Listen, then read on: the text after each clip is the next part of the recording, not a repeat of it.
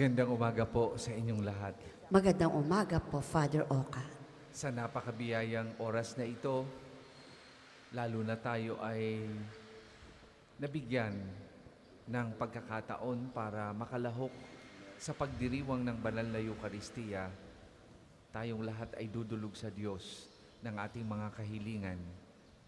Ipagdadasal natin hindi lang yung ating mga personal na intensyon, lalo't higit ang intensyon ng Inang Simbahan, intensyon ng Santo Papa, ang intensyon ng mga obispo sa Pilipinas, lalo na po ang intensyon, pastoral intensyon ng Arsobispo ng Lipa para sa Archdiocese.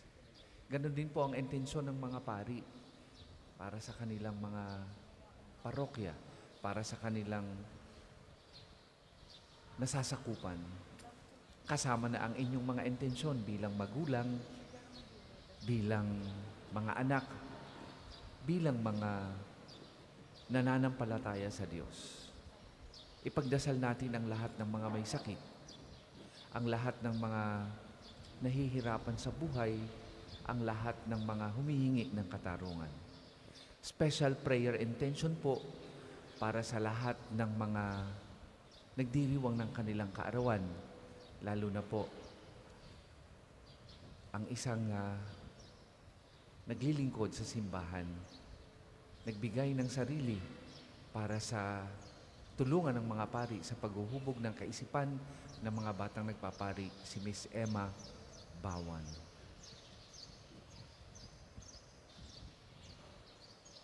Simulan natin ang pagdiriwang sa ngalan ng Ama at ng Anak at ng Espiritu Santo. Amen.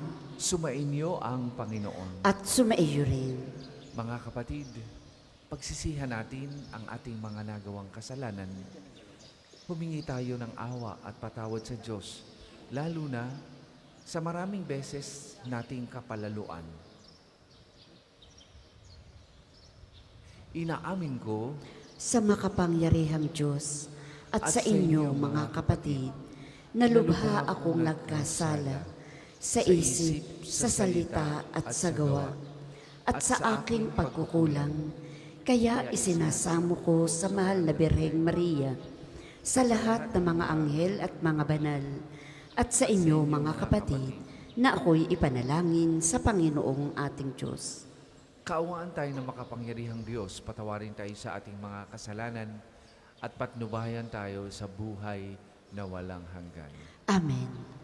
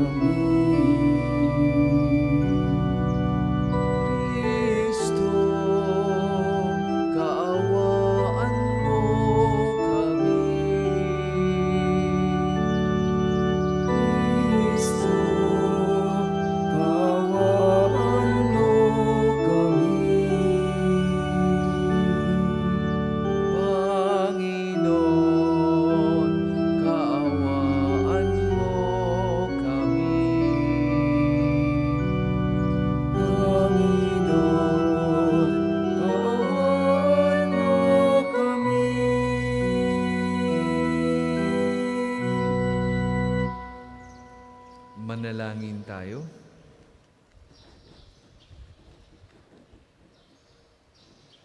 Ama naming makapangyarihan, itinakda mo ang lahat ng mga utos mo ay mauwi sa pag-ibig sa iyo at sa kapwa-tao. Ipagkalobong sa pagtalima namin sa mga ito, kami pagindapatin mong sumapit sa buhay na walang katapusan.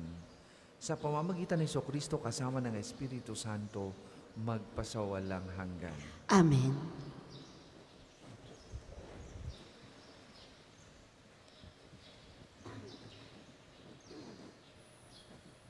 Pagbasa mula sa aklat ng mga kawikaan.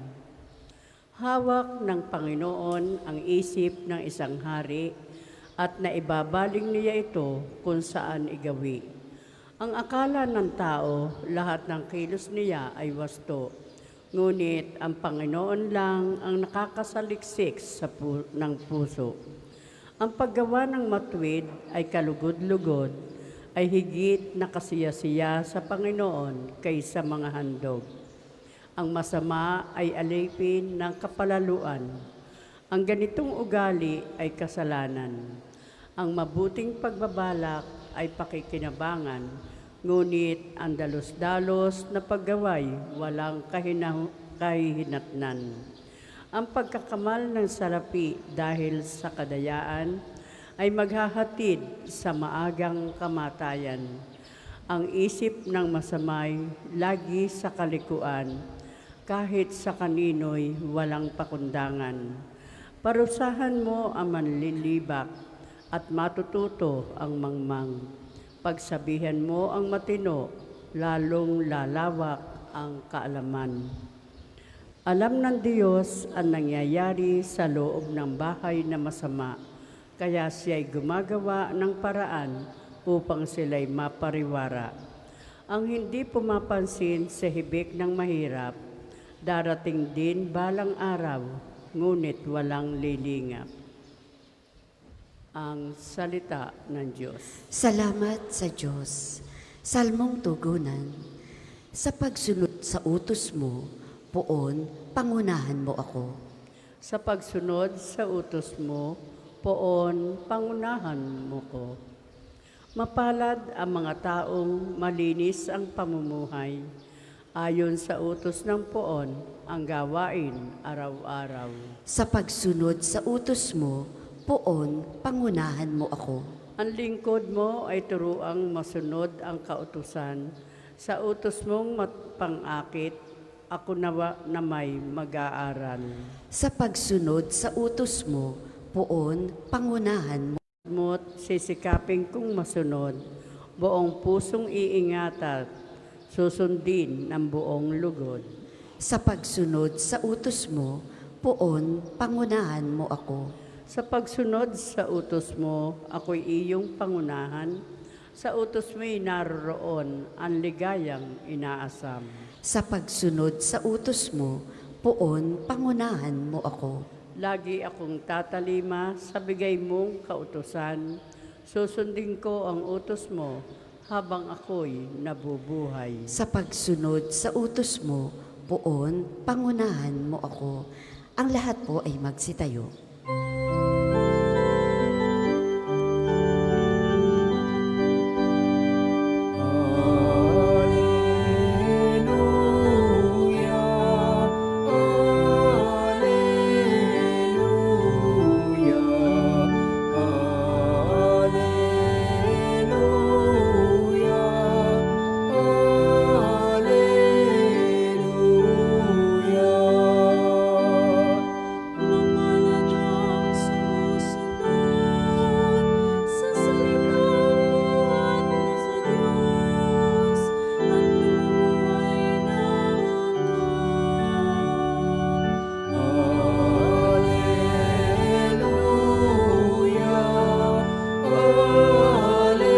Sumainyo ang Panginoon.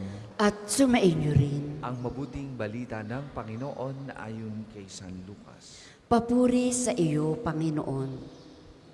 Nung panahong yon, dumating ang ina at mga kapatid ni Jesus. Ngunit hindi sila. Ngunit sinabi ni Jesus, ang mga nakikinig ng salita ng Diyos at tumutupad nito ang siya kong ina at mga kapatid. Ang mabuting balita ng Panginoon. Pinupuri ka namin, Panginoong Hesukristo. Noon pong isang araw, habang ako ay nagninilay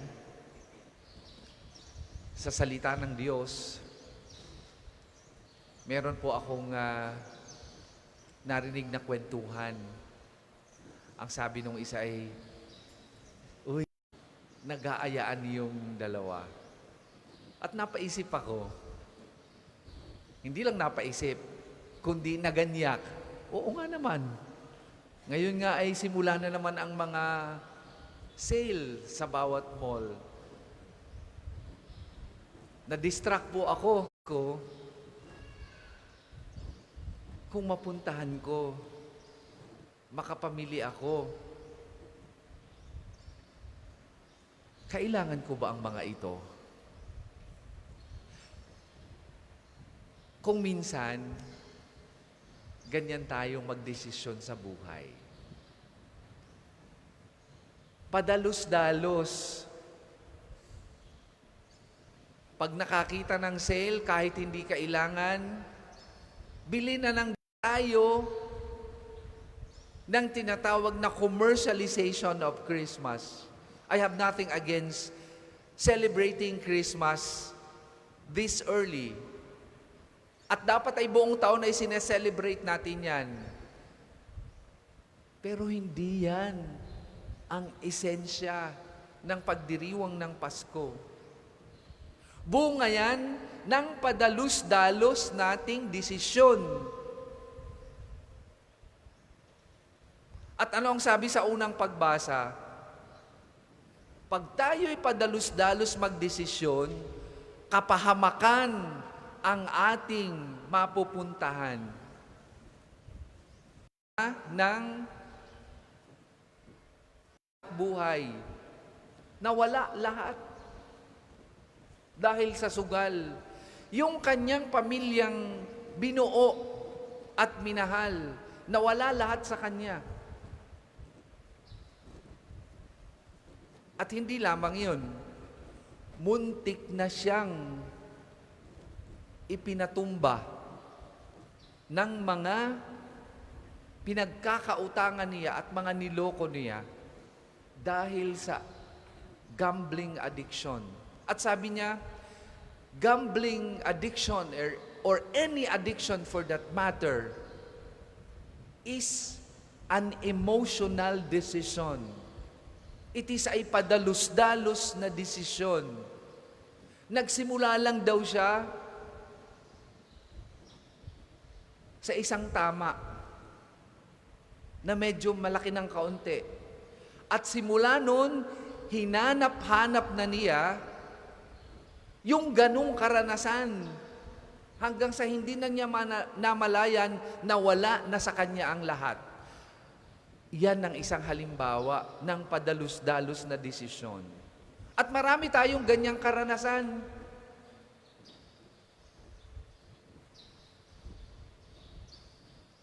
May mga partners na hindi lamang dahil sa kapalaluan, dahil sa padalus-dalos na desisyon, nagkakasakitan hanggang sa lumalim ang sugat, ang hirap ng bawiin. Tumigas na ang puso. Kahit mahal na mahal nila ang isa't isa, kahit mawawasak ang pamilya, it's too late. Only because of an emotional decision. Our emotions should not direct our lives. Pag ang emosyon natin ang nag-direct ng buhay natin, at hindi tayo marunong mag-discern, ipapahamak po tayo niyan. Hindi ko sinasabing masama na ating kilalanin ang ating emosyon. Because emotion is part of us, but it should not direct our lives. Kaya ano ang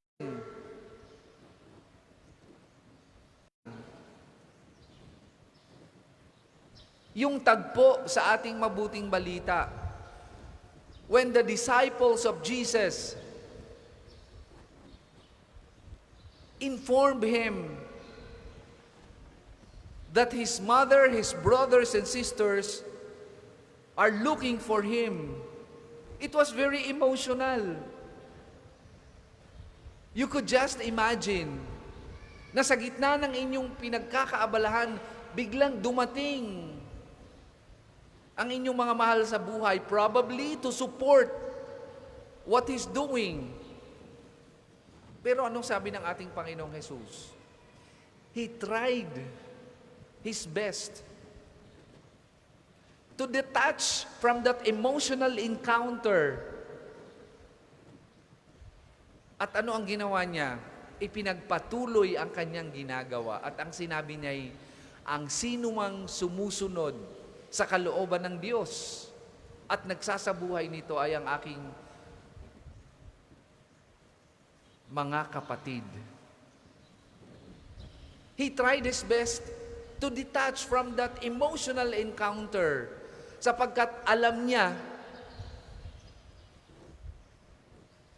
na sila'y kayang makapag-intay. Alam niya na sila'y kayang maunawaan that he was at the height of what he's doing or his ministry. Kaya ngayon ay ang pagbabayad ng malaking utang na pag inyong kinuwenta, sa inyong kinikita ngayon ay hindi kayang bayaran kahit or habang buhay ninyo. Only because of your emotional decision to engage sa isang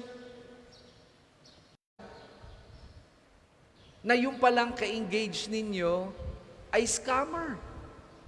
Ang daming ganyan. Dahil hindi napag-isipan, napagdasalan at napagnilayan ng husay ang isang malaking desisyon sa buhay. Ngayong umaga, mga kapatid, a day after the feast of Saint Padre Pio, we are all invited to learn how to discern. And discernment is always a product of a good and fruitful encounter and prayer. Huwag nating kakalimutan yan. Ang padalos-dalos na desisyon ay sa kapahamakan ang tuloy.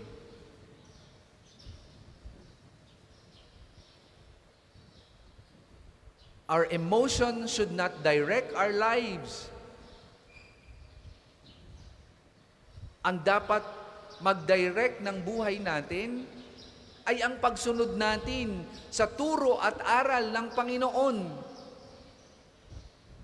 na siyang magdadala sa atin sa balanse, tama at makadiyos na buhay.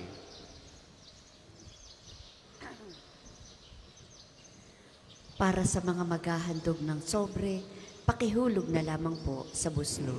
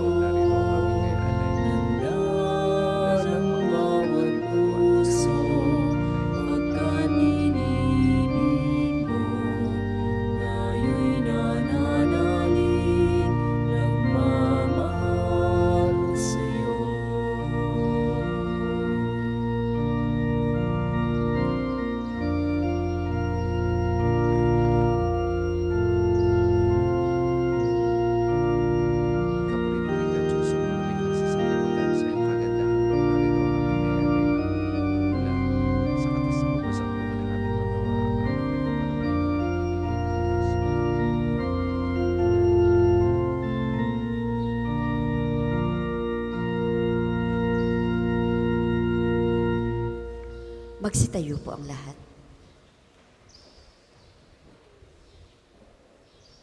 Manalangin kay mga kapatid upang ang paghain natin ay kalugdan ng Diyos amang makapangyarihan. Tanggapin nawa ng Panginoon itong paghahain sa iyong mga kamay, sa kapurihan niya at karangalan, sa ating kapakinabangan at sa buong sambayanan niyang banal. Ama naming lumikha, amawain mong kalugdan ang mga alay ng iyong sambayanan upang ang ipinahahayag namin ng may pananampalatayang matibay ay aming tanggapin sa banal na pakikinabang Sa pamamagitan ni Jesucristo kasama ng Espiritu Santo, magpasawalang hanggan. Amen. Sumainyo ang Panginoon. At sumaiyo rin. Itaas sa Diyos ang inyong puso at diwa. Itinaas na namin sa Panginoon. Pasalamatan natin ang Panginoong ating Diyos. Marapat na siya ay pasalamatan. Ama naming makapangyarihan, tunay ngang marapat na ikaw ay aming pasalamatan. Nasa iyo ang aming buhay, pagkilos at pag-iral.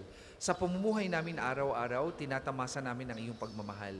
Sa pag-ibig mong ipinunla sa sangkatauhan, ang Espiritu Santo'y unang aning bigay ng anak mong naglagak sa amin ng katiyakang nakalaang mabuhay kami sa piling mo kailanman.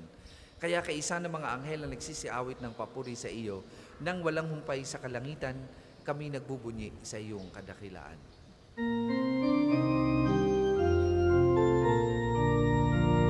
Banal ka po may kapal, banal ang iyong pangalan, banal ang iyong kaharian, langit lupa'y nagpupugay sa iyong kadakilan, dinarakilan ang lahat, ang naparito mong anak, na siyang nagmulat sa mulang, sa pilayay nagpalakad, at nakiramay sa lahat.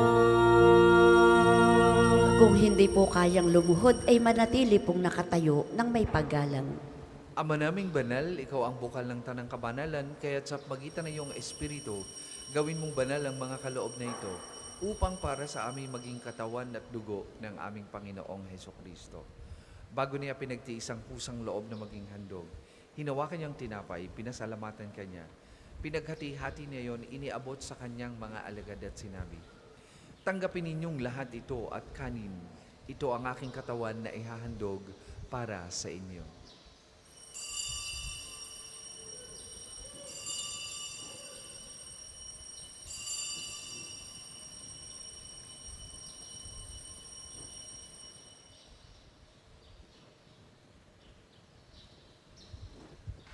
Gayun din naman nung matapos ang hapunan, hinawakan niya ang kalis, muli kanyang pinasalamatan. Iniabot niya ang kalis sa kanyang mga alagad at sinabi, "Tanggapin ninyong lahat ito at inumin. Ito ang kalis ng aking dugo, ng bago at walang hanggang tipan. Ang aking dugo na ibubuhos para sa inyo at para sa lahat. Sa ikapagpapatawad ng mga kasalanan, gawin ninyo ito sa pag-alaala sa akin."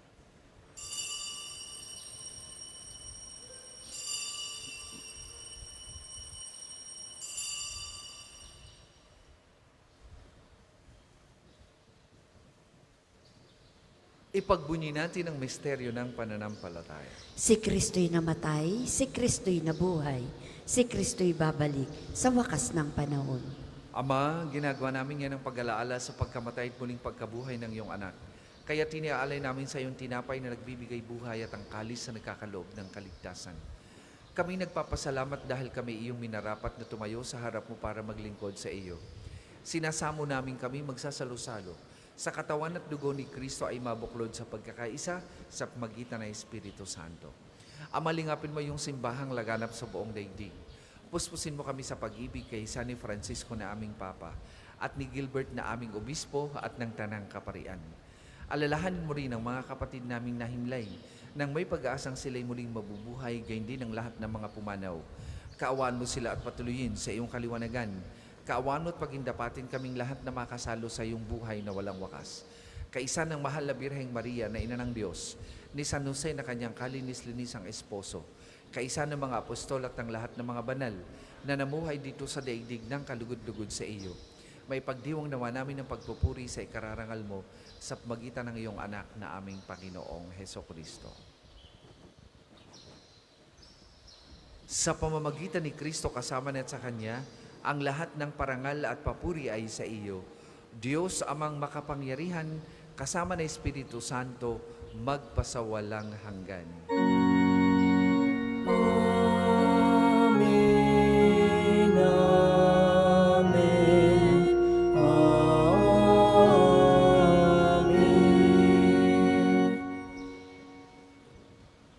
Sa tagubilin ng mga nakagagaling na utos at turo ni Jesus na Panginoon natin at Diyos, ipahayag po natin ng lakas loob.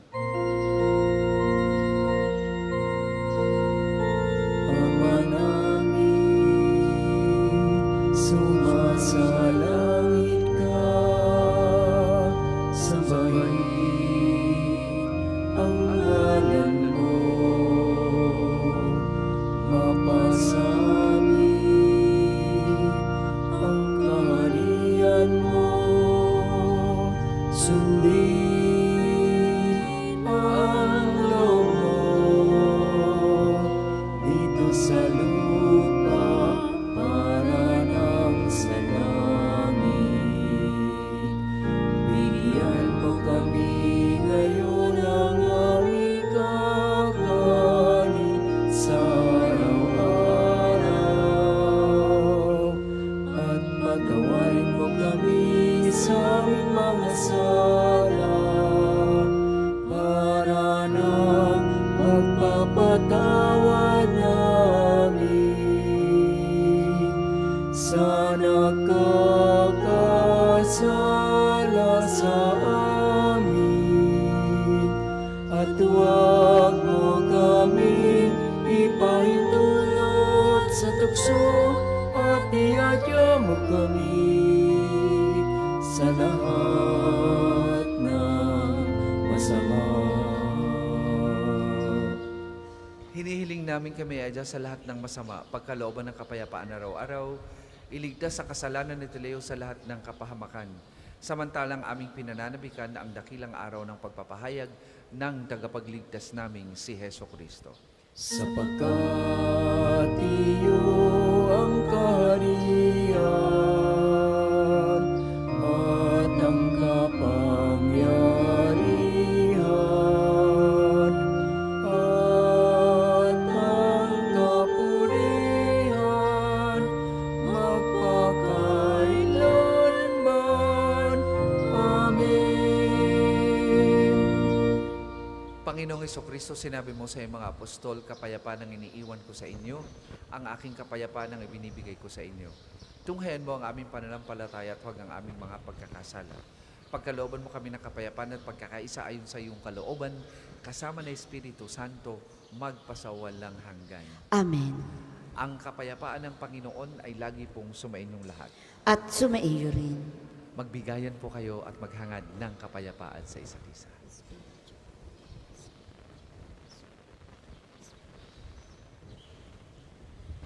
Kordero ng Diyos na nag-aalis ng mga kasalanan ng sanlibutan, maawa ka sa amin. Kordero ng Diyos na nag-aalis ng mga kasalanan ng sanlibutan, maawa ka sa amin. Kordero ng Diyos na nag-aalis ng mga kasalanan ng sanlibutan, ipagkaloob mo sa amin ang kapayapaan. Kung hindi po kayang lumuhod, ay manatili pong nakatayo ng may paggalang.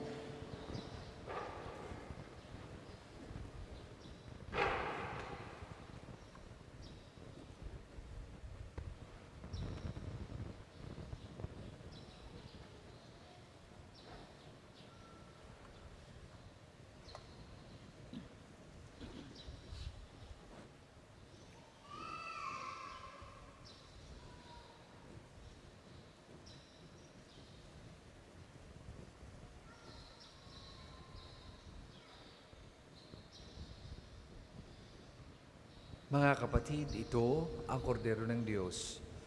Ito ang nag-aalis ng mga kasalanan ng sanlibutan. Mapalad ang mga inaanyayahan sa kanyang banal na piging. Panginoon, hindi ako karapat-dapat na magpatuloy sa iyo, ngunit sa isang salita mo lamang ay gagaling na ako.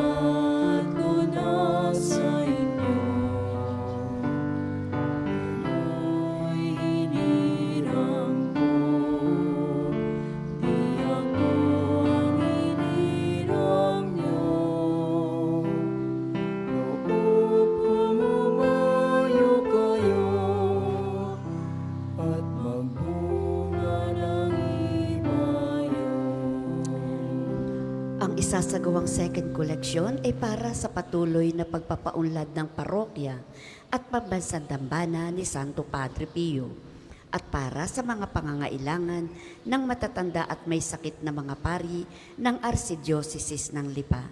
Salamat po sa inyong handog.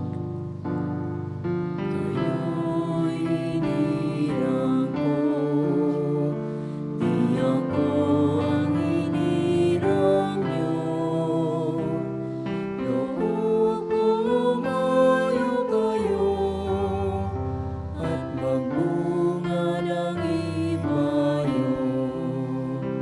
Ito ang siyang utos ko, nabilin ko sa inyo. Magmahalan kayo, magmahalan kayo.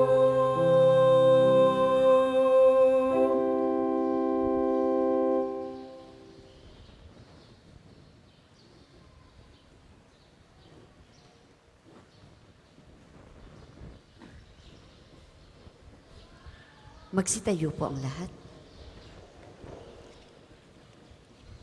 Manalangin tayo.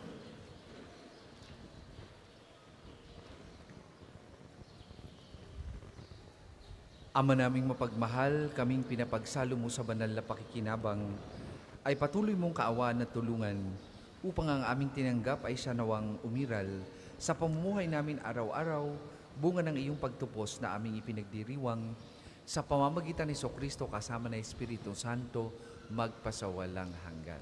Amen. Panalangin ng pagtitiwala kay Santo Padre Pio. Tayo pong lahat.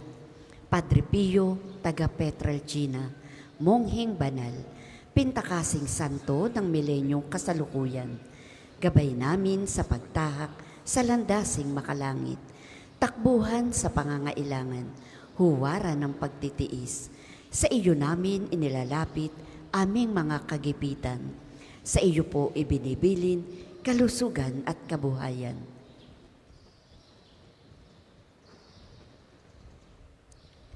Di man karapat-dapat, kami po ay pagbigyan, bendisyonan at basbasan, maging ganap sa buhay. Lumayo nawa kami, umiwas sa kasalanan, lumapit lagi sa Diyos, maging matatag at matibay. Sa mabuting balita ng pagliligtas, turuan mo kami nawa. Sa tuwina ay makinig, magnilay at sumampalataya. Amin pong pakiusap itong mga kahilingan. Puso ay nagsisisi, nagtitikang taimtiman. Di na muling magkasala, sunod lagi sa Diyos Amang, kaisa ng Espiritu at ni Jesus na tagapamagitan. Amen. Magsiupo muna po ang lahat para sa mga patalastas. Una sa inyong pagdalaw sa pambansang dambana, mangyaring pakaingatan ang inyong mga personal na gamit. Hangad namin ang isang matiwasay at maayos na pagbisita sa National Shrine. Sa darating na January 2025, ay susuportahan ng pambansang dambana ang gaganaping 129th Plenary Assembly ng Catholic Bishops Conference of the Philippines o CBCP dito sa Archdiocese ng Lipa. Bahagi ng paghahanda para sa mahalagang pagdiriwang na ito ng mga obispo ng Pilipinas. Kami po ay kumakatok sa inyong mabubuting puso upang matugunan ang mga pinansyal na pangangailangan. Mayroon pong mga sobre na ipinamimigay ang ating mga tagapaglingkod para sa inyong mga handog at lubos naming pasasalamatan. Ang inyong tulong at panalangin ay malaking bahagi sa pagtatagumpay ng pagpupulong na ito.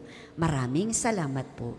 Ang susunod pong misa ay sa ganap na 10 ng umaga. Maraming salamat po at mangyaring panatilihin natin ang kalinisan, katahimikan at diwa ng pananalangin sa loob at labas ng ating mga simbahan. Magsitayo na po ang lahat para sa pagbabasbas ng religious articles. Mga kapatid, manalangin tayo sa Diyos amang makapangyarihan upang tayo maging kawangis ni Kristo sa taimtim na pagdalangin sa tulong ng mga larawan at mga dasalan. O Panginoong Diyos, Ikaw ang bukal ng lahat ng pagpapala at biyaya. Ibuhos mo ang bendisyon sa mga gamit na ito sa pananalangin, mga rosaryo, imahin, dasalan, na nagpapalalo ng kabutihan, kabanal at pagmamahal sa amin. Upang lahat na dumulog at magdasal gamit ang mga ito ay magtamo ng iyong awa at biyaya. Lobin mong tularan nila at ang kabanalan at aral ng Panginoon at ng mga santo magpasawalang hanggan. Amen. Tayo pong lahat, Ama namin, sumasalangit ka. Sambahin ang ngalan mo. Mapasa amin ang kaharian mo. Sundin ang loob mo dito sa lupa para nang sa langit.